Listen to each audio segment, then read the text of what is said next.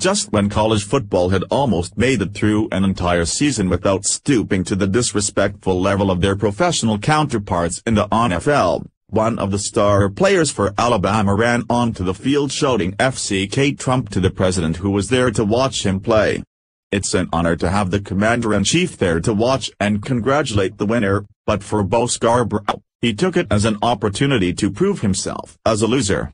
He paid a dear price for that less than 24 hours after hurling the sickening statement at Trump, who was on the field when the running back said it. President Donald Trump was greeted by a booming chorus of cheers mixed with a few boos, according to liberals, as he took the field Monday for the singing of our nation's national anthem ahead of the college football title game between Georgia and Alabama. In the roaring thunder of Roll Tide, Alabama's running back shouted his hate for the president with a very audible FCK Trump as he headed out onto the field where the president stood. Of course, Trump heard it just like every fan and spectator did last night, and it didn't take long for karma to catch up to him, delivering a presidential-sized dose of reality. He had it coming. We have Barack Hussein Obama to thank for ingraining this divisive mentality in Americans and deepening the racial divide to a point that disrespectful antics like what racist Alabama player Bo Scarbrough felt entitled to say.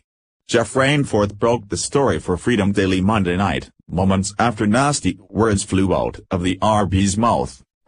President Trump showed up to the game, being the avid sports fan he is. Not to mention, he's a major fan of our country and our national anthem.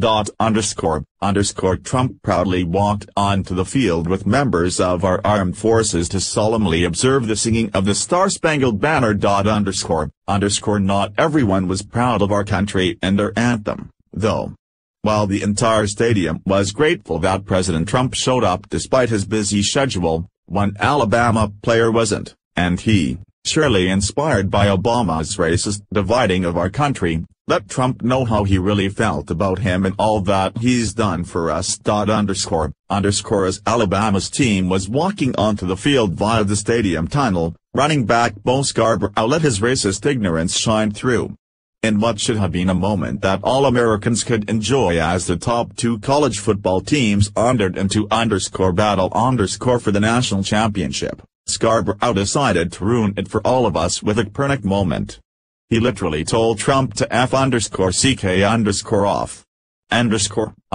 While we'd expect this from students at say, Berkeley, or Stanford, we certainly don't expect it from those at the University of Alabama. Alabama is a bastion of conservatism and voted solidly for Trump in the election. Was Scarbrough influenced by Obama's anti-white/anti-America rhetoric? It's clear that Scarborough had zero regard for the president or his fans, and completely ignored the unprecedented fallout that the NFL suffered this season because of disgusting Copernic kind of antics exactly like this.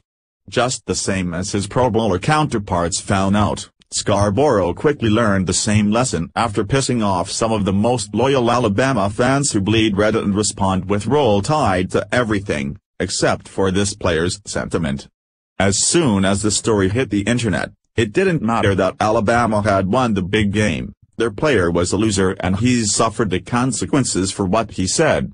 While there were some congratulations, most of the talk soured by Scarborough's decision since fans shared their real feelings about mixing crap like that into the sport.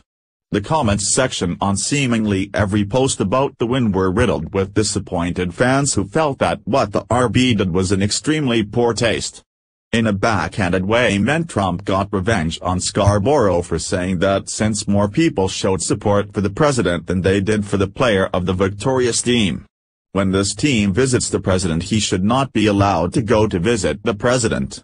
I feel that both those guys number 9 and 45 should stay home with their mamas. One comment read, "How dare you ... You are a disgrace to the college football league, but you will fit in well in the NFL. I hope one day this will come and bite you in the butt," another angry fan wrote.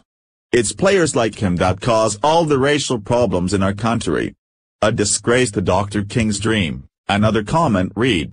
There were a lot more where these comments came from, but the overwhelming reaction was that Alabama was losing more fans than gaining, despite their incredible win in overtime.